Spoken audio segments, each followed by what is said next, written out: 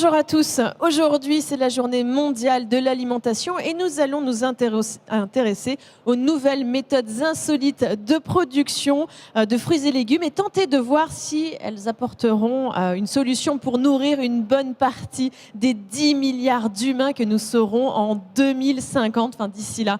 On a peut-être le temps de voir, mais on a aussi des solutions à trouver. À mes côtés, pour en parler, j'ai Patrice Degnaud, qui est fondateur de Maisons et Services et fondateur de Mon Coach Légumes. Bonjour et bienvenue. Bonjour. Alors, vous nous expliquerez dans un instant le concept de ce que vous avez créé. Et en face de vous, Céline Lenné. Bonjour. Bonjour. Vous êtes directrice d'Alim Avenir. Rappelez-nous en quelques mots ce qu'est Alim Avenir. Alors, Alim Avenir, c'est un cabinet de veille et de prospective qui propose une expertise indépendante aux acteurs publics ou privés, des industries agroalimentaires ou de la distribution, sur les comportements alimentaires et qui exerce une veille permanente sur les tendances émergentes. D'accord. Et quelles sont les enquêtes que vous menez ? Alors, je m'appuie sur de nombreuses données quantitatives, qualitatives, pour essayer non seulement de repérer des tendances, parce que ça, tout le monde un petit peu peut le faire, mais de mesurer leur importance et de mesurer leur évolution. Alors, je croise ces données et également, pour apporter de l'analyse, je m'appuie sur des experts, des chercheurs que j'interroge sur chacun des sujets. Et tout ça dans quel but ? Alors, le but, c'est de savoir si ces tendances vont se renforcer, vont devenir importantes, vont être significatives à l'horizon 2030, 2040, donc se projeter dans l'avenir. Et en l'occurrence, pour notre sujet, quel constat vous êtes amené à faire ? Alors, il y a beaucoup de constats, je ne vais pas pouvoir tous les développer ce matin, mais un des constats qui paraît particulièrement intéressant dans le sujet d'aujourd'hui, c'est la recherche d'une reconnexion avec son alimentation, la recherche de produits locaux, aussi également le besoin de réassurance du consommateur, savoir d'où viennent ces produits, alors ces fruits et légumes, et plus largement, d'où vient son alimentation, comment elle a été cultivée, d'avoir une transparence par rapport aux méthodes de production et d'avoir donc des circuits qui soient plus courts. Alors, concernant les méthodes de production, aujourd'hui, on en est où ? Alors, aujourd'hui, ce qu'on observe, mais c'est assez émergent, ça fait que quelques années, c'est la multiplication de projets d'agriculture urbaine, high-tech et commerciale. Oui. On a des photos, d'ailleurs. Oui, voilà, on va lancer quelques exemples, effectivement, qu'on peut observer de par le monde. On voit ça en Amérique du Nord, on voit ça au Japon, on voit ça également un petit peu se développer en Europe. Là, c'est où, ça, par exemple, ça, c'est la ferme Loufa au Canada. Enfin, il y en a deux, à Montréal et à Laval. C'était la première en 2010, donc on voit c'est très récent. Mais là, donc, la nouveauté, ce sont des fermes high-tech et commerciales qui se basent sur les techniques de l'hydroponie, de l'aéroponie et de l'aquaponie.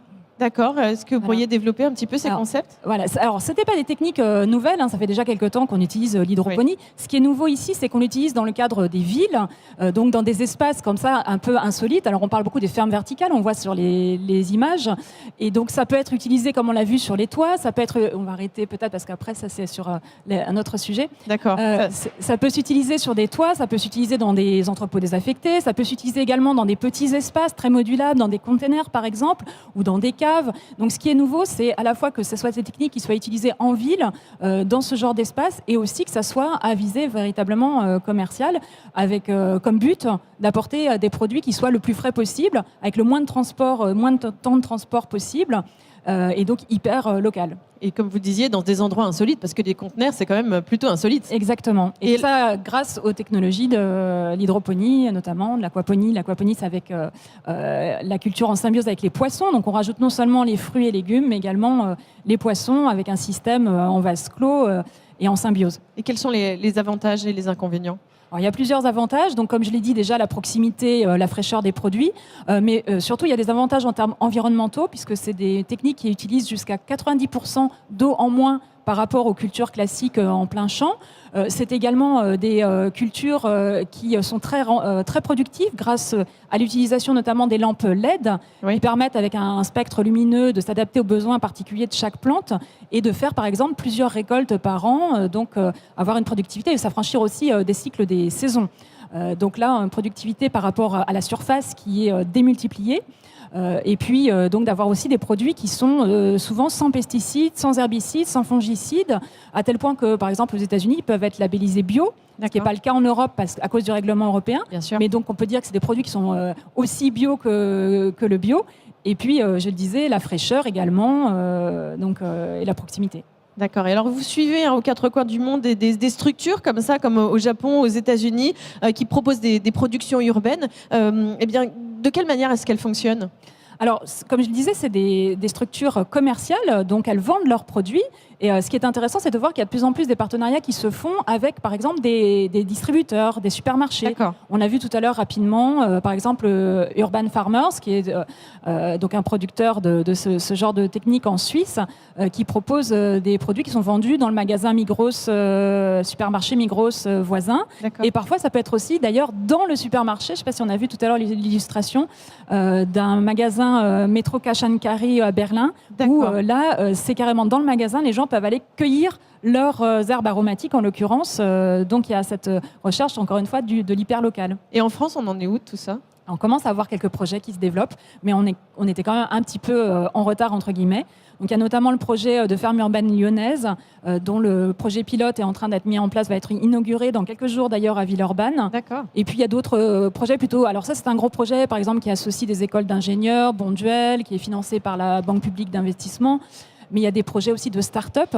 Par exemple, pour n'en citer qu'une, il y a Agricool qui a commencé à implanter un container à Bercy pour cultiver des fraises. Il fait 4 écoles par an également. Et qui a le projet, alors c'est un projet, de développer une centaine de containers l'année prochaine qui seront installés dans Paris et en Île-de-France, donc pour qu'on ait ces fraises cultivées, encore une fois, sans pesticides et tout près de chez nous. Bon, intéressant, on va voir ça, on va suivre ça de très près. Qu'en est-il de l'autoproduction? Alors, l'autoproduction, ça se développe aussi depuis quelque temps. On peut l'observer à travers un certain nombre de chiffres. Alors, il y a une enquête pour le CIAL TNS Sofres, c'est 46% des Français qui cultivent quelques produits alimentaires pour leur propre consommation. Bon, là-dedans, bien sûr, il doit y avoir aussi des herbes aromatiques. Il n'y a pas 46% des Français qui ont leur protégé. Enfin, on pourra poser la question, mais je ne suis pas sûre qu'on en soit déjà à ce chiffre. On le voit aussi à travers les ventes de jardinerie, également de poules, d'ailleurs, pour produire des œufs. Donc, oui. C'est quelque chose qui se développe aussi. Bon.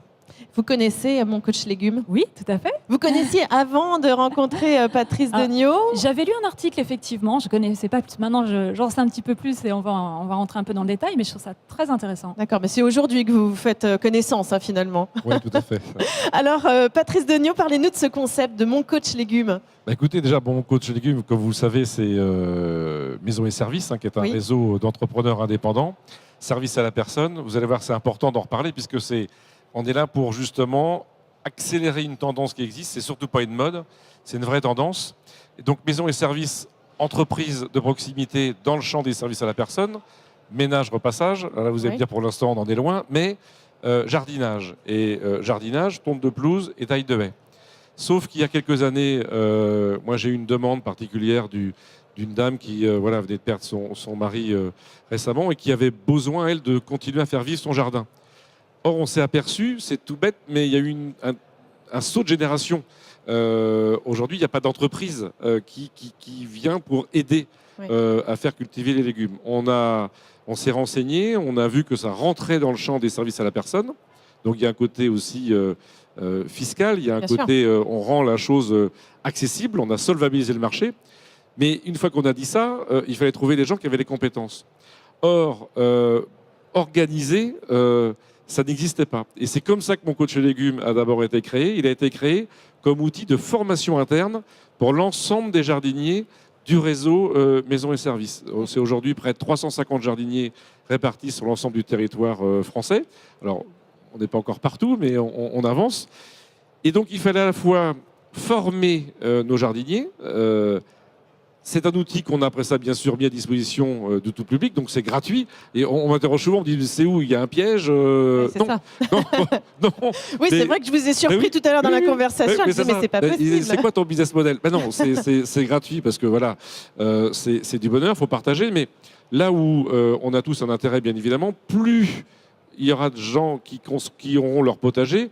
Avec la vie moderne d'aujourd'hui, contrairement à nos parents, où on avait, nous, un jardin alimentaire, avec les corvées d'haricots verts, les bocaux de cerises, enfin les conserves, etc. Aujourd'hui, on part en week-end, on part en vacances.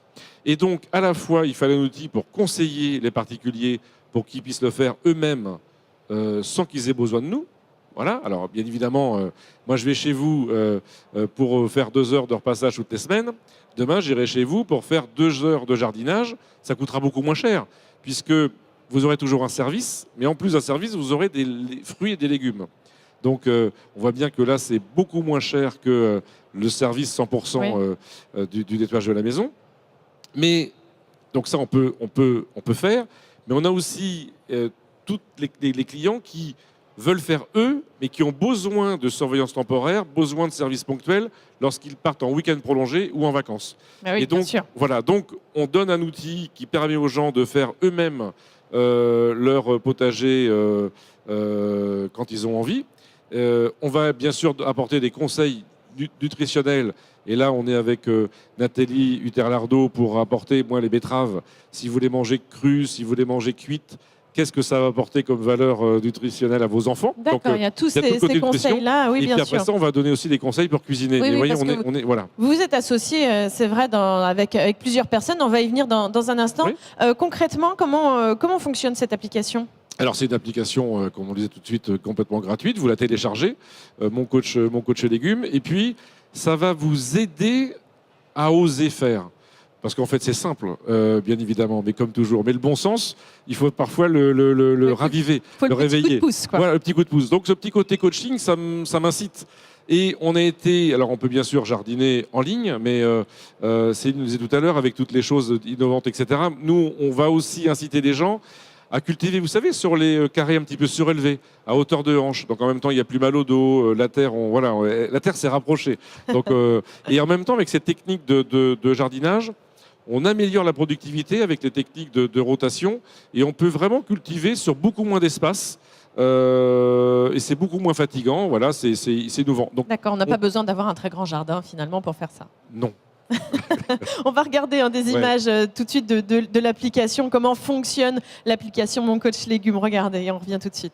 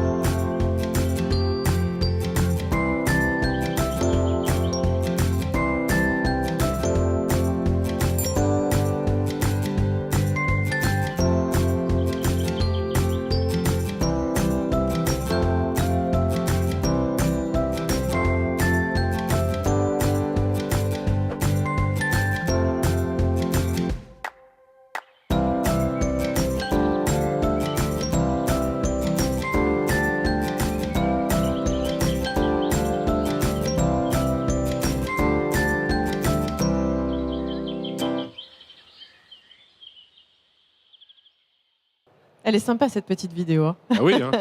Prêt à potager. Voilà, c'est ça. Combien d'abonnés est-ce que vous avez depuis sa création? Aujourd'hui, on vient juste de démarrer. Hein. On est à 8000 abonnés. Mais... C'est pas mal déjà. Oui, c'est pas mal, mais on avance et puis les choses se font avec beaucoup de simplicité. C'est vraiment, on le voit, d'abord c'est du bonheur, c'est du plaisir. C'est surtout pas une mode, c'est une vraie tendance. Après, il y a des gens, on peut le faire, c'est aussi pour éduquer les enfants.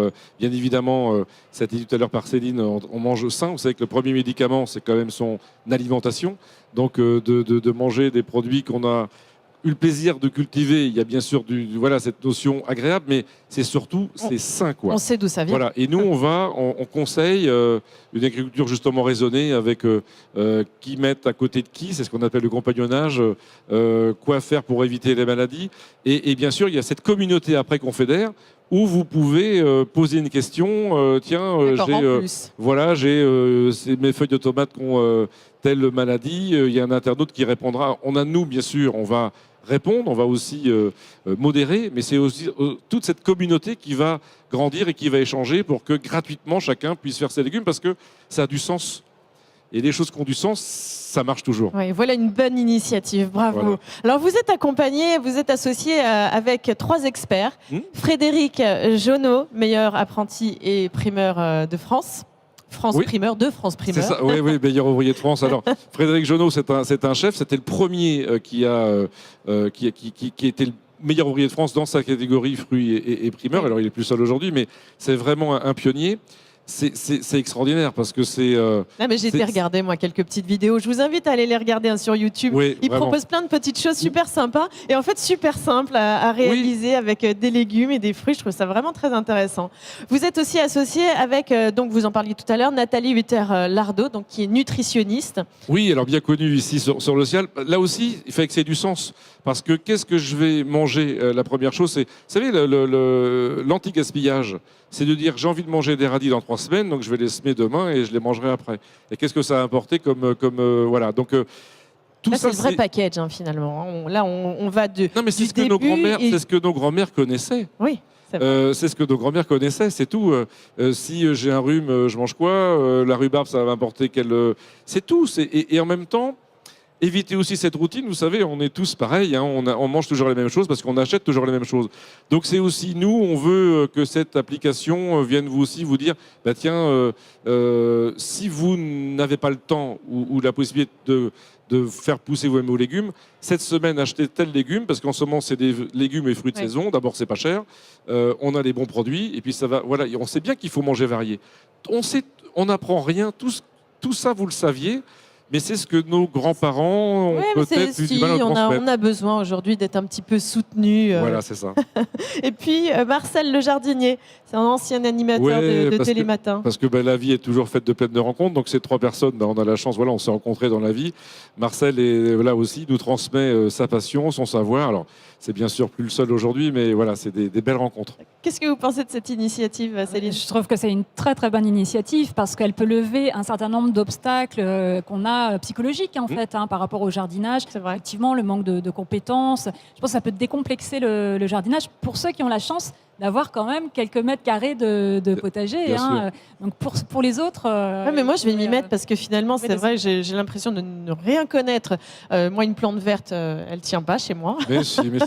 Mais je vais suivre mon coach légumes parce que ça donne envie. Et mes enfants m'ont fait la demande. Voilà. Les enfants demandent justement à avoir un potager à la maison. Est-ce que ça pourrait être une des solutions pour aider à tous se nourrir mieux et en tant que production dans les années à venir? Alors, encore une fois, tout dépend de quoi on parle. Moi, tout à l'heure, je parlais de l'agriculture urbaine, donc il y a quelque chose d'un peu particulier. Évidemment, ce n'est pas avec ça qu'on va nourrir le monde, il faut quand même bien le rappeler. En revanche, ça peut représenter une part non négligeable de l'approvisionnement en fruits et légumes des urbains. Ça peut atteindre peut-être, on ne peut pas donner un chiffre précis, mais entre 15-20% peut-être demain de l'approvisionnement, ce qui serait déjà pas mal, et ce qui permettrait de faire aussi beaucoup d'économies de gaz à effet de serre pour tout ce qui est transport.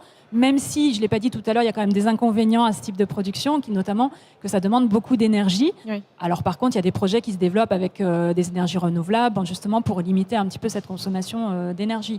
Mais ça pourrait représenter, et puis aussi ça peut encore une fois donner l'envie de manger des produits qui soient plus locaux, plus de saison. Donc en cela, ça a un rôle pédagogique. Bien sûr. Oui, et puis le goût. Manger une tomate que vous faites vous-même entre une tomate, voilà, c'est pas une critique, mais c'est comme ça. Enfin, une laitue, manger, vous le savez, quand vous avez la chance d'avoir de la famille, vous allez chez grand-tante ou chez les grands-parents, etc. Qui nous donnent des petits poireaux. Exactement. Les légumes du jardin, n'ont rien à voir. Ce qui est quelque part un peu normal avec les légumes industrialisés entre guillemets. Donc voilà, tout ça, c'est bien évidemment, il n'y a pas de solution unique, il n'y a pas de solution idéale, mais c'est des choses qui contribuent à demain manger mieux, manger sainement, et puis à éviter aussi la pollution, parce que certains, en effet, ce qu'on a vu avec les exemples de Céline tout à l'heure, sont énergivores, mais de faire des légumes chez soi, il n'y a pas d'énergie. Alors dans la petite vidéo, vous aviez un carré très peu surélevé. On peut, comme je vous disais, aller jusqu'à hauteur de hanche. Tout ça, il n'y a pas de lampe, il n'y a pas d'électricité. On récupère son eau de pluie dans son pavillon et on arrose avec son eau de pluie. Enfin, c'est zéro énergie et c'est plein de bon sens. Bon, quels sont vos objectifs? En quelques mots, rapidement, écoutez, pour conclure cette émission. Je pronostique qu'un pavillon sur 2, dans moins de 10 ans, produira ses légumes. D'accord. Et vous, les enquêtes amenées prochainement? Sur beaucoup de tendances très, très variées, tendances de consommation, de production, distribution. Il se passe énormément de choses dans le domaine alimentaire, beaucoup de start-up, donc c'est passionnant. Bon, on va suivre ça de près. Merci à tous les deux d'être venus partager ce moment pour nous parler donc de ces productions insolites en fruits et légumes. Dans un instant, je reçois Judith Laloupeau, responsable RSE de Elior Group, accompagnée de Jean Moreau, cofondateur de Phoenix, pour nous parler de la lutte contre le gaspillage alimentaire, parce qu'aujourd'hui, c'est la journée nationale de lutte contre le gaspillage alimentaire. Merci à tous les deux et nous, on se dit à tout de suite.